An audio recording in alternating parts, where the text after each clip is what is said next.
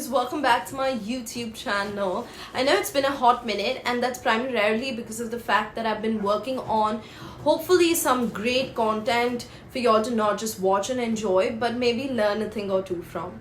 Today's video is especially close to my heart because I have sat down with somebody who is very dear to me. It is none other than my uncle Nishith Takia.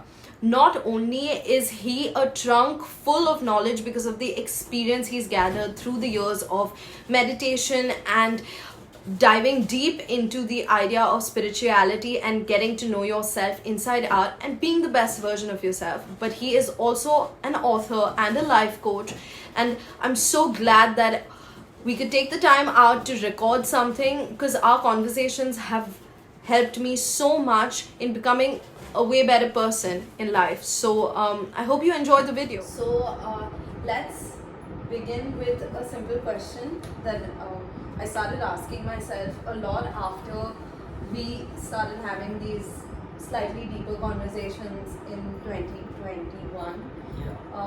What would you like to tell your younger self? Like, if there was one thing you'd like to reassure your younger self, or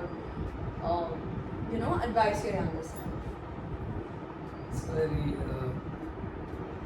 difficult question, actually. I never really thought about it, but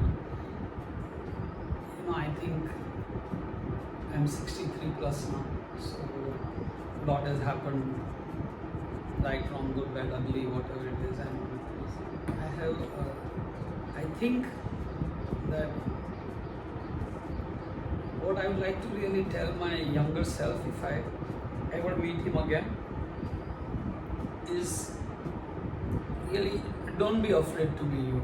We are all each of us, every single person on this planet is a very unique individual, and we all have our goods and the bads and the strengths and the weaknesses and vulnerabilities, and it is very important to live a life and be authentic you to yourself and to the rest of the world.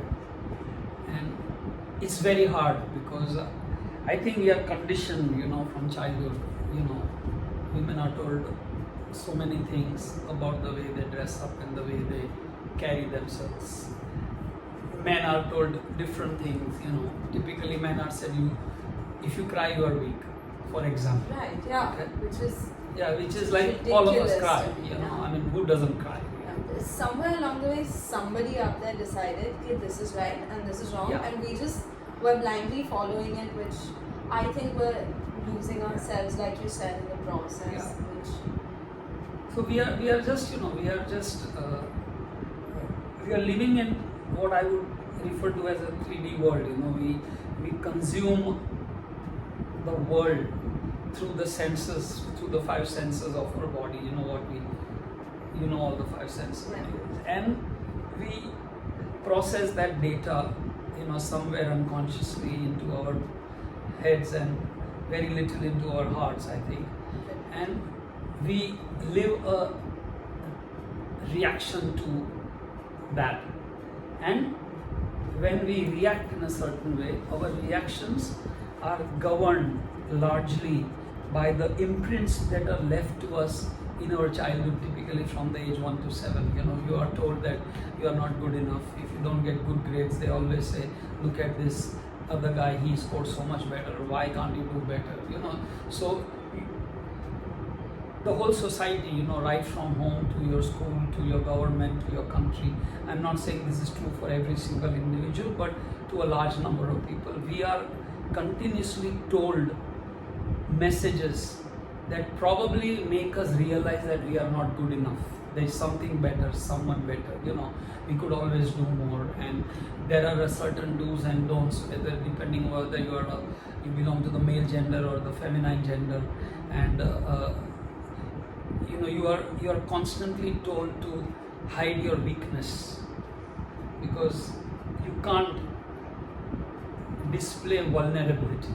Yeah, which, like we were speaking earlier, people are so scared to be vulnerable, but aren't you messing yourself up more, for the lack of a better word, in the process of hiding those emotions, like it's a form of suppression, right? It is suppression. I know you know that I had asthma for 24 years Right. and it was really, really severe to say the least. And at the end, I'm completely cured today. My homeopath, she told me that the primary reason of any disease in a human body is suppression. Which is insane. Like everything leads back to your emotions, which Yeah. leads back to the social construct that we were put into to behave a certain way, like you said, Yeah. and live a certain life, even if it's inauthentic to our being. Yeah, so we are, the thing is that it is so important to be real to yourself. It is so important to, cry even if you're a man, because we do feel sad. There was a research done in the University of California, and they put they had a group of men and women from different segments of society, in different parts of the world, because America is like a hotspot of people from all over the globe, and they showed images on a big screen. Typically there's an image of an African kid, which we used to see when we were young. He's completely malnourished. There are flies sitting on him, and he almost looks like there's a very thin layer of skin on a skeleton, and they showed mother feeding a child, and they showed so many different war images, images you would see in a film like Schindler's List, and they showed so many images that evoke certain emotion in a human being, and they had all those headgears and everything, and they were measuring the brain waves of all the people, and they came to a conclusion that men and women, in their head and their heart, they feel the same thing almost. Wow. The thing is, we react differently. The reason we react differently is because we are told, we are guided from our childhood that you can't be like this, woman has to be like this. Women should laugh loudly, for example. You can't talk very loudly.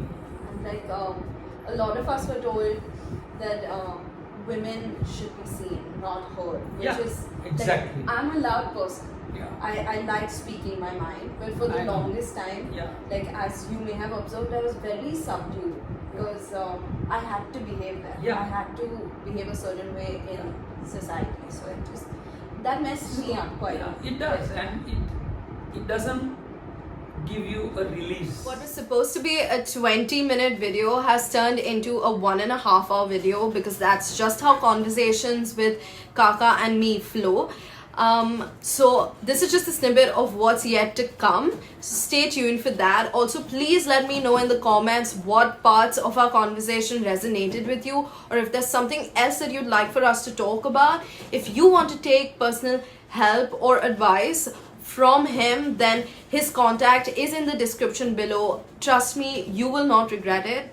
And stay tuned, like I said earlier, for the rest of this fun and insightful conversation.